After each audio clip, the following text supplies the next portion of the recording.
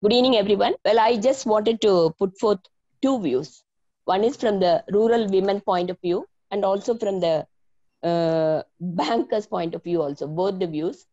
From rural women point of view, what's happening is one must clearly understand the illiteracy is still high. That the women literate rate is only 51%, and majority of the rural area, the women find it very difficult to go through the whole documentation process in the bank. Now the bank is increasingly into this digitalization, and so it is becoming more and more difficult for women to do their banking process. Number one, all the rural areas do not have bank. So access to bank is a very, very difficult thing for the rural women. Number two, in this pandemic time, with all the lockdowns and all that, people find it very difficult to access bank. Let me talk about the Jan Dhan account, where we have zero account for majority of the rural families. And the Prime Minister's fund, they have they announced that they are depositing 500 rupees in the Jan Dhan account. And we find that 80% of the women are not able to take that money, mainly because they cannot access the bank because of the lockdowns. Number two is that they don't even know whether the money has come into their bank account, because they don't have phones through which where they get their SMS to know where that the money has come. So even where the money has come, they are not able to access it and take the money. So the relief support, what the central government is saying that they have given to these poor families, as actually is not useful to them at all, because they are not able to use it. Number two, now the banks during the pandemic time are giving some loans. They are not a loan of 5,000 rupees for the self-help group members. That too, if the self-help group has already taken 2 loans and repaid, and there is a current loan in process. So the group has taken 1 loan and they have repaid it, and they have not taken a second loan, they will not get the money. So only when they have taken 2 loans, and then there is a loan where they are currently in process, then these people are getting 5% loan at 8% interest. But for that, the documentation is so much. Earlier, when they were getting loan, it was relatively easier because the bank staff used to help them. Now there is minimum bank staff. Only two-thirds of the bank staffs are not there.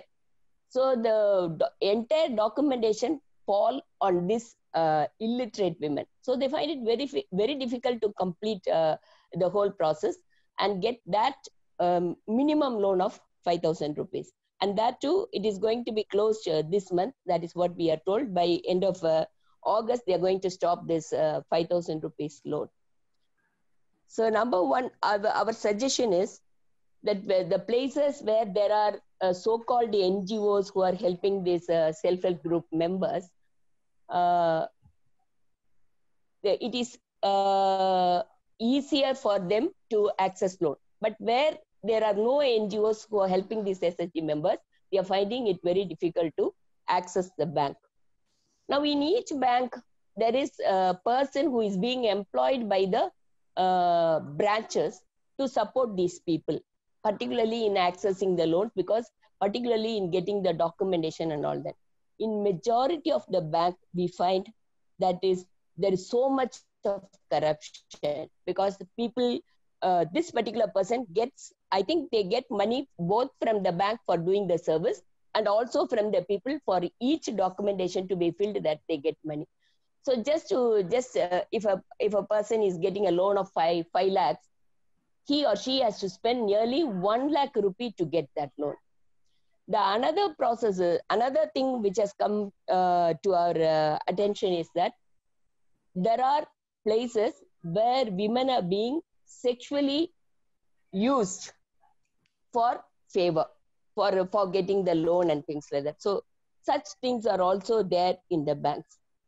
But it is true that the number of accounts are increased. That is, number of women who have got accounts in the bank are increased. But maybe by, I think by 2017, maximum of 80% of the women in the rural area had accounts. But now how the whole process of women with the banking process, it is very limited. Now, nearly I think 50% of the people don't use the accounts because they are not able to access the bank, and so they don't use. When we were discussing the same thing with the women, one of the strong recommendation that they gave was that there should be more branches. There should be rural branches, there should be more branches. And number two, there should be more women in the bank, in the branches to help them. They find the infrastructure in the bank is not very useful. If you see, the women travel, let's say 10 or 5 to 10 kilometers and go to these banks. And there are no toilet facilities for these women there. Some of the banks do have drinking water, but there is no toilet facility for these women. So they find it very difficult. Even when they go to the bank, they find it is very difficult for them to use. And most of the banks take money for insurance. But most of the banks are not very open, in the sense they don't give the information to the women who are taking loan about the insurance. See, the insurance is for if the women die or if the women's partner died during the insurance period, they are supposed to get the death benefit. But most of the banks do not give this information very open, and so they do not have access to it. But women were comparing the microfinance institutions and the bank service. They were saying they are going more in for microfinance institution because there is no hurry-burry. They don't, to get a bank loan, they have to spend nearly a week running here and there, getting the documents and getting the loan. But if it is a microfinance institution, they come to the doorstep. They come to the rural area. If a group of 5 or 6 people come together, they bring a document where they sign and they get the money immediately. It is immediate. So even if the interest is more, even if microfinance institutions are charging compound interest, people go for microfinance loans, mainly because it is easy to access and there is no harassment. So it's, of course, repayment of microfinance, we know that there is so much of harassment, and so people are not also talking about it. And that is a very important thing that people wanted to talk about. The number of women staff in the bank. As Sudha was pointing out, we hardly have women staff in the executive level, in the manager level, or in the middle level. In the lower level, of course, 70 to 80% women staff are there. This banking is one of the sector where the gender-based equality is still not established. There is so much of discrimination even in the posting. That is because there are multiple reasons why women are not employed. That is because, of course, like all other businesses, they see women as a person, during the reproductive age, they take leave. So long period of leave. So even their colleagues don't consider women as equal people who are contributing to the banking thing. Number one, there is frequent and distant transfer for these bank officials. Because of that, many of the bank officials who are in the lower level, they do not take their promotion because they have to leave their family, leave their children, and so they do not take promotion. So they continue their work in the same branch or in the same city. And the second thing is, This is mainly because the bank women's representation in high level committees where the HR policies are made and things like that are very minimal.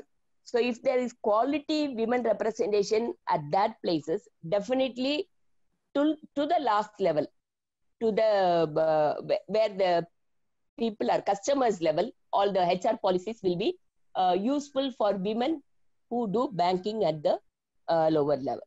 The second thing is about the concept in pandemic. There is a concept of work from home. Even the banks have tried that, because every system has tried that now, and everybody thinks that work from home works. So why not try the work from home concept for the pregnant women, for lactating women, and also for women who have to take care of the sick at home. So this would give more space for women to continue their work in bank. If there are more women in bank, then more women customers will be able to access bank and get benefit. Because the women staff are less in number, all these problems are there. The other thing is the maternity leave and the sick leave, which are extended to the women staff, are actually looked upon as some benefit for them, that they are getting extra benefit. This is the gender aspect that we have to take into consideration. The entire women's reproductive process, they are actually bringing forth future citizen of India. Why are we doing all this work? Why are we talking about better India, future India, all those things? There has to be citizens.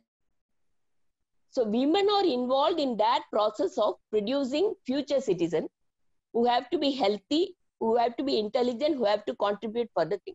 So it is actually, women are in the production process for the entire nation. So taking leave, maternity leave or thing has to be considered as something, it is their right. It has to be their rightful right. But things are not seen in that angle. Things are seen in a different angle.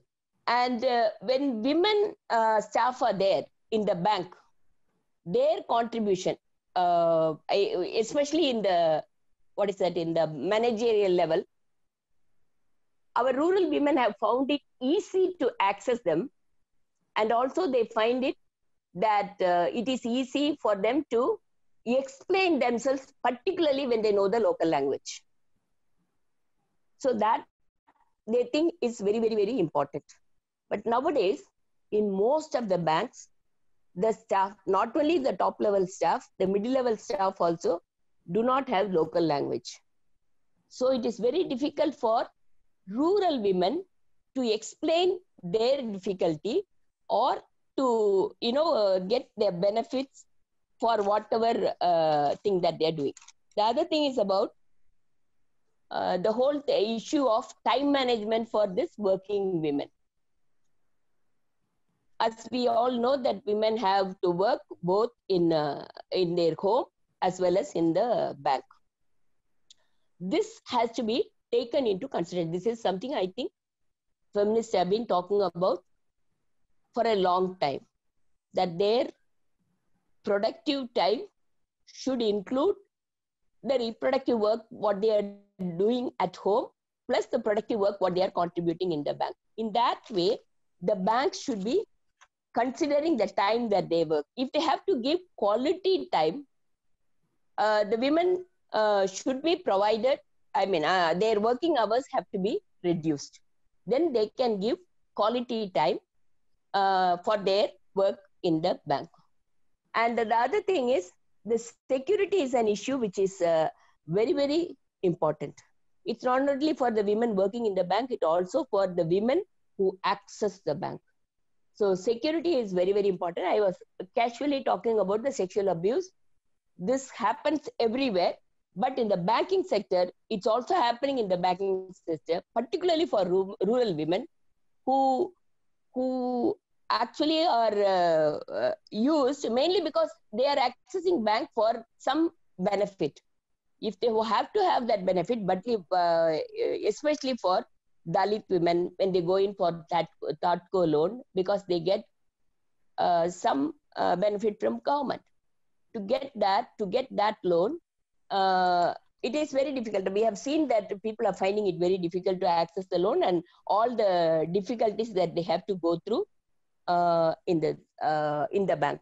Then as I already told you about the infrastructure facilities in the bank, it is very, very, very important for all the banks to have toilets, particularly, especially for women, and also should have places with running water, and should have the places for the possibility of disposing their sanitary napkins, which is very, very important.